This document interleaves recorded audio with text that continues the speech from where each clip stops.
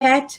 We have the expert legal panel with us today, and I have so many questions for everybody today. So we're going to get straight to it. But before we do that, I just want to give a quick shout out to the Lafora admin team. Thank you so much for giving us this opportunity. The purpose of this question and answer panel is so that we can share information. Education is key. Information is power. And so often we've seen people in the past in the fora or in the Connetics Facebook group who are asking each other questions. There's so many changes with immigration these days that it's really important to get the answers from the expert panel. So it seems like Jacob is having a technical hitch as well. And oh, there we go, Jacob. Yes. Welcome. Our first time on StreamYard. Jacob was the one who saved the day. He told us, try StreamYard. So here we go, everybody. I haven't used it yet, but I heard it's good. Well, we're on live now. So I'm going to get to the questions. So the first question is a question which is coming up time and time again.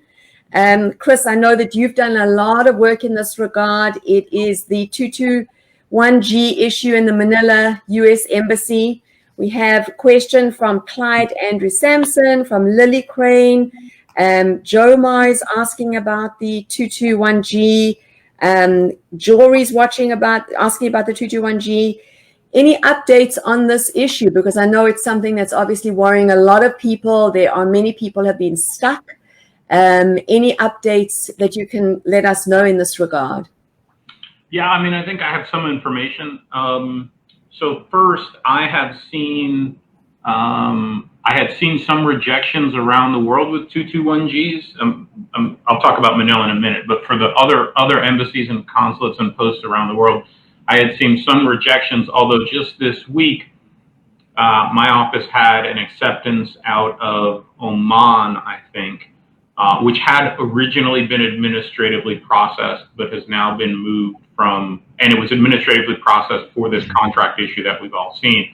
And then miraculously, a few days ago, we received an email saying that the nurse could come into Oman and he would be granted the visa. So that's at least a step in the right direction, although it's Oman, it's not Manila. With respect to Manila, I have been part of conversations with the U.S. State Department in Washington, D.C. in the last week or so, where they have at least acknowledged that this is a problem that they are looking into. They have also acknowledged that they have been talking to the USCIS service centers in Nebraska and Texas. And the USCIS is, and I'm using their words, informing them that maybe this contract issue isn't what Manila thinks it is. So that is also a step in the right direction. Third point is I do have a number of clients who have decided to go ahead and attempt their interviews in the next 2 weeks. So I think we will gauge quite a bit there. And then lastly, I have at least one significant client that actually has a federal complaint drafted. Now that doesn't mean it's going to be immediately solved, but there's at least some of the bigger recruiters and companies that are, I think that they are ready to, if necessary, sue on this issue. Hoping it doesn't come to that, but they're prepared to do it. Okay, interesting. So the good news is that at least there seems to be some movement. I think when this happened, it happened at the COVID happened right after that, so nobody was really sure if the issue was resolved or not.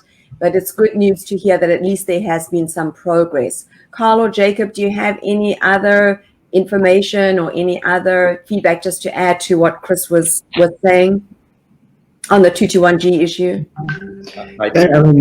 I have this, not too much to add, but we had one case from Dubai that was released recently, but I think that was an issue with a personal emergency that pushed that case forward. So I don't know if it, but I think, Chris is definitely in the forefront of this. So hopefully, things will move forward.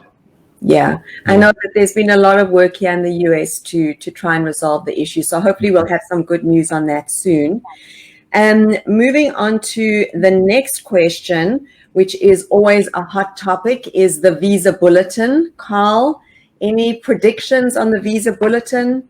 Well, not my predictions, but Charlie Oppenheim from the State Department.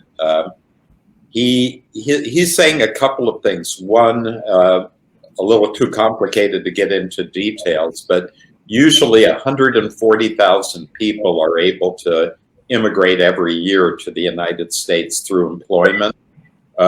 Due to backlogs and the way they've handled it, Charlie is saying that come October 1st, through the whole year, from October 1st, 2020 to September 30th, 2021, instead of 140,000 green cards through employment, there'll be 250,000. I've never seen anything like that. Wow. But Charlie's the numbers guy. And he is predicting that worldwide EB3, which is what nurses come under, will be current, no backlogs at all by October. So let's keep our fingers crossed that Charlie's right. But you know, even if it doesn't turn out to be current, in the last few months, it's gone from 3 years to 2 years to 1 year. Just when you figure in the processing times from doing the I-140, although we've been doing it premium processing, so that's a 2-week turnaround. But then NBC and then getting the interview. I mean, it's going to take a few months, even if it's current. So if the backlog only goes down to 6 months instead of 0, it'll be just like current for nurses from the Philippines. Wow. Well, it's interesting that you say that, Carl, because you said you've never seen anything like that, and you've been an immigration lawyer for how many years? Oh my God, too many. Over 40 years. Okay, people, so you heard it here first. Carl says he's never seen anything like that before. So that's another bit of good news on this Friday morning, right? Okay, wow, we have so many people watching us from all over the world. This is so exciting, and we have a lot of questions. Oh, by the way, Patrick wants to know, Carl, what were you eating? It looks delicious. Oh, I'm happy to share. I have my wife, who doesn't believe that we should have dairy products, so we have unsweetened almond milk. Okay. I don't own any shares in the company, but if you want to do it, and we have granola and berries, blackberries and stuff. Very healthy, Carl. It is very healthy, but I always go back and have my calamansi juice that I first had in 1986 in the Manila Hotel, and I'm sort of addicted to it now. Yeah, well, there we go. There's our first fun fact about Carl this morning. Patrick, you got your answer now. Okay, we have so many questions. I'm going to try and get through them as quickly as possible. So we have a question who comes from Diana. Diana is asking, me and my husband currently work here in the UAE, Dubai, but my 2 kids still live in the Philippines. I'm near current and possible to be current this coming visa bulletin movement. Due to extended lockdown in the Philippines, I'm having a hard time to bring my kids here. Once I'm current, is it possible we can proceed the medical and interview without my kids? However, I will reschedule immediately their medical and interview same location here in Abu Dhabi, so that we can still travel to the US together. As much as possible, I don't want to follow to join. Can you talk, Jacob, maybe a little bit about follow to join? This is a topic that's coming up a lot for many nurses who have expedited cases at the NVC. Right. So basically, the issue here is that she's in one location and her kids in another location, and typically we don't recommend to do the separation, but I think in these cases, because of COVID and lockdown, it's possible. So, the first person will get their visa, and then, we can get a process at consulate to follow to join, so the kids or other dependents can follow based on the approval of the first person. Okay. So So can you talk us a little bit through like what follow to join means? Because a lot of people have been hearing that term and are not sure what it actually entails. So basically, it's a process where you have a principal who's getting their visa, and then family members are doing it at a later time. So this way, there's going to be no. The idea behind this is we don't want to lose the priority date or anything like that by filing paperwork to make sure that they're going to be able to do it at the same time. Okay. All right. So if you have an issue like that, like Diana, I hope you're listening. If you have an issue like Diana, please consult with your immigration lawyer. Please consult with your recruiter. It's really important to use an experienced lawyer, like one of the lawyers on the panel here that have had experience with this kind of situation, because we are seeing things with this pandemic that we've never seen before, where, for instance, we have a lockdown in Philippines. So there are a lot of, it's a complicated process, and it's unfortunately is becoming more complicated. Okay, moving on to the next question. We have a question here from Sam, who's asking about the Healthcare Workforce Resilience Act. Chris, I know that you have been working very, very hard in this regard. Any updates on this bill, on this legislation? Right. So the bill is, of course, drafted. We're up to nearly 40 U.S. senators, both sides of the aisle. We have at least 60 House members, again, both sides of the aisle. So that's all very good. And the bill, for those of you who are new to it, what the bill essentially does is it takes any nurse who's currently in process, has an I-140 approved or filed. And as long as that I-140, if it's approved, that's great. If it's filed, if it ultimately gets approved, any nurse there and her family member gets a retrogression-free visa. So that's terrific. That means you will not have to wait. Although, as Carl mentioned before, we are expecting extremely favorable EB3 dates, both worldwide and for the Philippines next year. Nevertheless, this helps even more. And then any future nurse whose case is filed until essentially the end of the COVID crisis would also get a retrogression-free visa, with the only caveat being that it's ultimately limited to 25,000 visas, 25,000 nurses, which I would think certainly any visa that's approved this year would meet under that 25,000 quota. And hopefully at some point we can declare the COVID crisis over. And so that actually would probably be more likely to reach the conclusion. So that's the bill. In terms of the politics, there's really two ways this bill could become law. It can be passed as a standalone bill. I think that's extremely unlikely in this current environment. The U.S. Legislative session ends December 31st, but realistically, a fairly small bill like this has very little chance of being approved because we have a U.S. presidential election coming out here in November. And traditionally in October and November, nothing moves legislatively. There's a chance perhaps in November or December after the election that something moves, but I wouldn't think that's very likely. But theoretically, it could pass as a standalone bill. But again, for at least currently, I don't think that's too likely.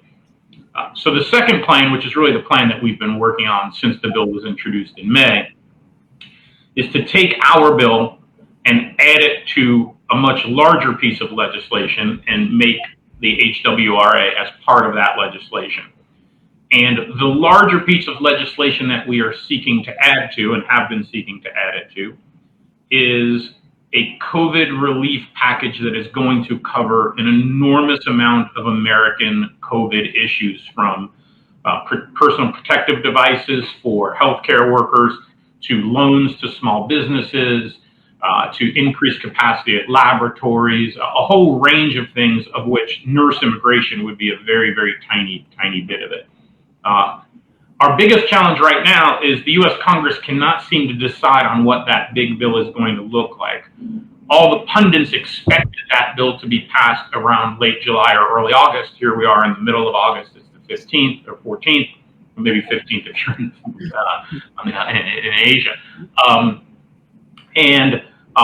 The Republicans and Democrats have bumped heads, and It does not look like they are going to reach a deal in the near future, in the next week or two. The U.S. has a 3-day weekend holiday, the first Monday in September. At this point, I think the best guess is that the Congress will come back that first week of September and attempt to stitch this deal together. And if they can stitch a deal together, then and only then can we try and get the HWRA added to that bill. So my guess is we probably don't see anything in the next 2 or 3 weeks.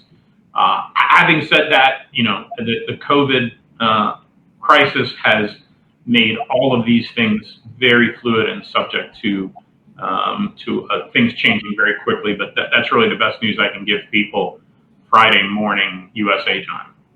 Okay, well, that was the latest update, and Chris has really, thank you for your efforts, Chris, because, those of us in the US that have been working behind the scenes on this bill, educating clients and getting them to speak to their congressmen and their senators, really want to thank Chris. There are many people that are involved, but Chris certainly has played a very important role in this bill, and I think that we really are grateful for the efforts, and thank you for the update, and we will keep everybody tuned as we hear any new information.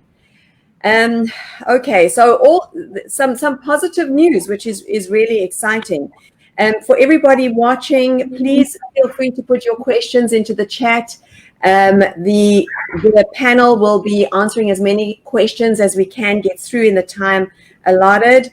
And I'm moving on to the next question that I have, and that is in the news recently, and I'll maybe direct this one at Carl. There's been a lot of talk about the Public Charge Act. I know that we have spoken about that many times on this panel, and it seems to be coming up again. Can you speak a little bit about these latest developments and the implications? Yes. So, I mean, the Trump administration has reinterpreted a very, very long-standing portion of the immigration law that says if somebody's likely to become a public charge, in other words, on welfare programs in the United States, they're not admissible to the U.S. They won't give them green cards. And I think, and it's just my interpretation, that he would like to stop immigration of poor people to the U.S., even though the Statue of Liberty says, "Give me your tired, give me your poor." I guess they're going to take that off the Statue of Liberty. He hasn't told me yet, but people who bring their parents who are elderly to the United States, that's probably going to stop a lot of that and so on. Now, they introduced this, and it was supposed to become effective quite a few months ago, and then it was sued in court, and there was an injunction, so they couldn't enforce it. But in the last week, it's been, again, like something I've never seen before. So there's a form that they introduced, a long form called an I-944 form, where you have to kind of tell about your whole life, and then the person either at the embassy or if you're applying for benefits in the U.S., the immigration officer has discretion to say, I think you're likely to become a federal charge, no green card, okay? And there was an injunction that blocked that, but the government appealed that, and the Second Circuit Court of Appeals, I think just a couple of days ago, they're in New York and New Jersey and so on, and they said now the injunction will only apply to people in New York, New Jersey, and one other state. So the rest of the United States, in the last 48 hours, we've had to change everything, and everybody that we're applying for green cards for has to submit the I-944, and I expect a lot of people will be denied green cards. On the positive side, I think it's mostly going to affect people in family-based categories and in the immigration lottery. I really don't expect that the government's going to discretionarily decide that people that are immigrating through their jobs are going to go on welfare, because it doesn't make sense. If your employer is paying you $50,000, $60,000, $70,000 a year, and that's part of the deal, you know, you're going to be working. You're not going to be on welfare. So it is a very negative thing, but I don't think it's going to severely impact or really impact at all the nurse cases. Okay. All right. And if anyone has any additional questions on the Public Charge Act, I would encourage you just to look at our, well, all of our social medias, but Connetics USA specifically has a YouTube channel. So please feel free to subscribe to that. I know that Chris, Carl, and Jacob also have their own channels. But as you can see, these situations are very fluid. We definitely living in unprecedented times. So it's really important as somebody immigrating to the US to keep yourself educated and abreast of what's happening. And that's really the purpose of these panel discussions, is to share information and make sure everybody has the up-to-date inside scoop. Okay, so we have a question from Carla Beltran. Hi, Carla. My question is, I have a friend in the Philippines with an old priority date. He's got NCLEX, visa screen, and IELTS, who's been diagnosed with HIV. Is it worth continuing the application? He's been talking with some agencies.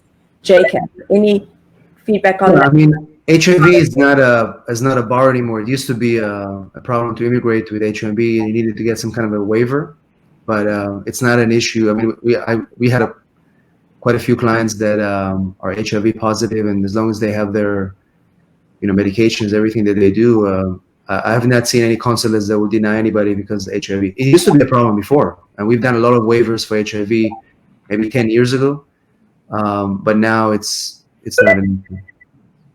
Okay, good. And just to let you know, Carla, we've had the same situation. We've had people come through with HIV. So, okay, Carl is asking about public charge. Carl, we already answered that question. Wow, we have so many people watching. Tanya, the one thing about public charge Yes. that I wanted to add is that, this Second Circuit, when they limited to the 3 states, New Jersey, Connecticut, and Vermont, the USCIS website, they have not changed their they haven't changed their procedures. So it was still saying on the website that the people can file, people are still exempt from the rule. And I don't know if you checked today, but even today, they still haven't updated the website, which is crazy.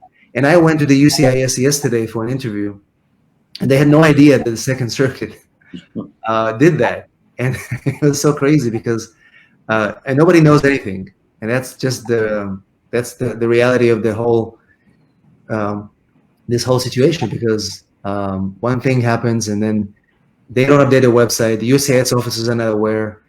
I mean, we'll see what happens. Well, they need to come listen to our legal panel because we're keeping everyone up to date, right? Okay, we have a question from Sunny. He's asking about travel bans from Europe. We actually had a nurse who had this issue recently. Chris, have you experienced this at all? And what should somebody do in that case? Yeah, I mean, I think it's a very fluid situation, travel bans from Europe. The U.S. has a general employment-based travel ban right now for immigrant visas, except for doctors, nurses, and a few other particular categories.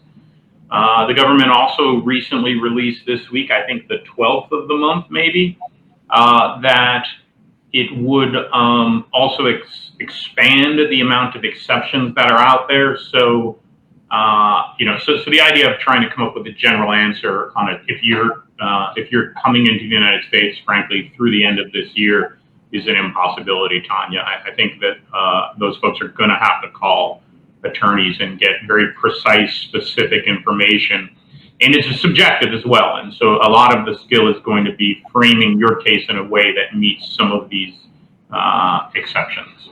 Yeah, there are definitely a lot of issues. It's not just the travel bans, it's immigration bans, that social security offices have been closed. There's just been a lot of issues for people right now.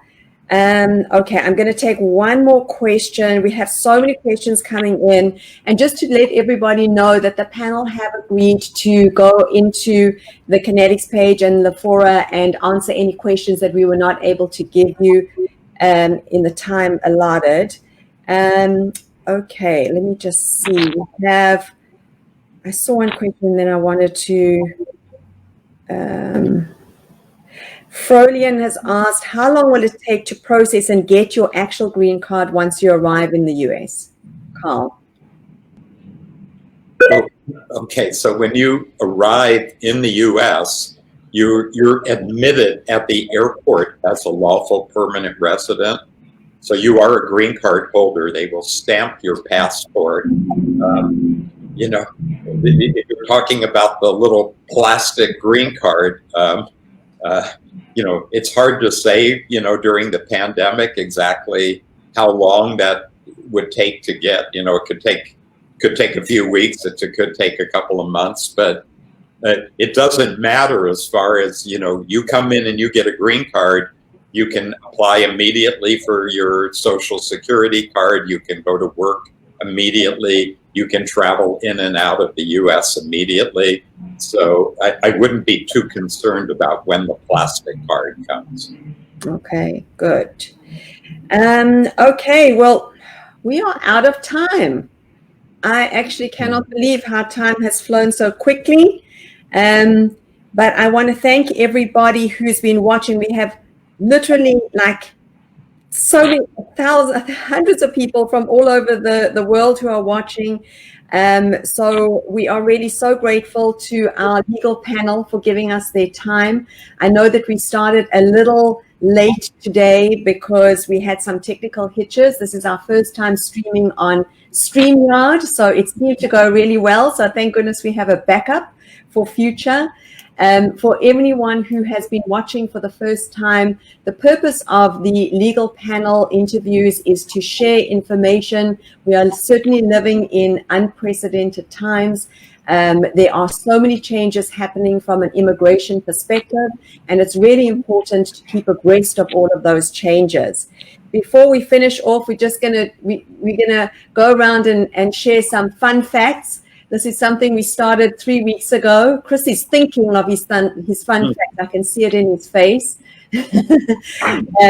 Everybody seemed to enjoy it. So, Chris, I'm going to start with you. Please share with us a fun fact with everybody who's watching. Sure, yeah. So I've been a vegetarian for 12 years, which is an unusual fun fact. So, and other than 2 or 3 times inadvertently getting served a beef hamburger when I ordered a veggie burger and taking a bite out of it by accident, I have been militant about it, and so I have not had meat since September of 2009. Wow. Wow. Chris, I did not know that. I've known you for so many years, and I did not know that about you. Yeah. Very interesting. Carl?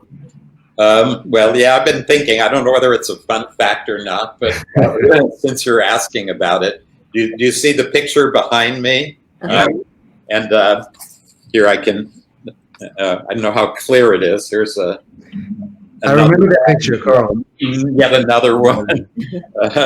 So my home is a Chinese art gallery, and the reason it is way back in time, there was a fellow named Ting Xiaoquan who had very famous artist in China. He's got pictures in the Great Hall of the People in Beijing and so on, and he was left in China by his parents during the revolution, and he never met his parents. And so when he became famous and had some money, he had investigators try to find his mom so he could actually meet her. And she was in Southern California. So he got a visa. In China, they were called a single entry visas. So you could only use them one time to come into the United States. So he flew into Los Angeles. He met his mom for the first time in his life. And then, of course, he loved the United States, and he thought, I don't want to go back. and he made friends with these Americans that said, "Hey, Ting, we're going to go down for the weekend to Tijuana in Mexico," and he said, "Well, wait, I'm on a single entry visa. I think if I leave, I won't be able to come back to the United States again." And they said, okay, before we cross into Mexico, we'll ask the border guys because we don't want to get you in trouble. So he relaxed, but he relaxed a little too much. He fell asleep in the back seat of the car, and they thought, we know better than him. So they went into Tijuana, spent the whole day. He was nervous the whole time. And when he tried to get back, they said, sir, you have a single entry visa. We can't. You've already used it to come into LAX airport. We can't let you back into the US. And just to speed this up, his friends were so guilty. They had to leave him in there. He checked into a hotel there. They went to a local congressman and told their story. The local congressman called me up and said, "Carl, can you do anything about it?" And we were able to get the district director, a guy named Mike Landon in LA, who was the toughest immigration guy around. We were able to convince him to give a parole, which is not a visa, but it's a special permission to come into the United States. I even had the woman from the congressman's office go to Tijuana to get him boarded on the airplane, and he came back. He didn't have any money. And later on, I got him a green card and citizenship. So we worked out deals where he would always give me one of his paintings instead. There's a whole school of these Chinese artists. They're called the Yunnan School. It's the province right above Myanmar or Burma. So I probably have like 15 pictures all around my house and so on, and my son's house. That we got from these guys. It's just it's just really nice and a little crazy. Yeah. Wow, what an interesting story, Carl.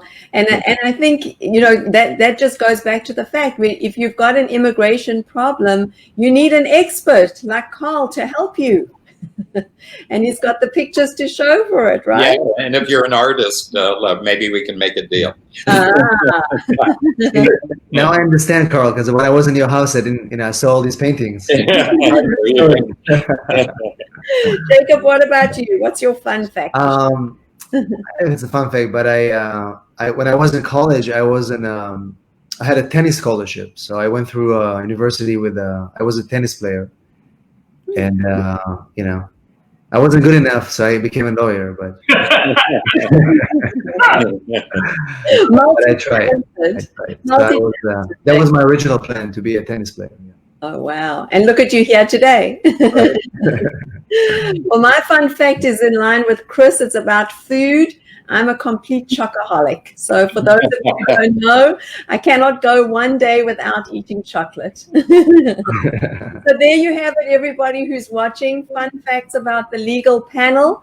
Thank you, everybody, for joining us. It's been such a fun discussion, so informative. It's been great sharing this experience with you. We will be back next month. We do these forums once a month. Thank you to the legal panel. Thank you again to the Lafora admin team, and have a great weekend. Thank you, guys. Thank you. Bye-bye. Thanks, everybody. Bye-bye.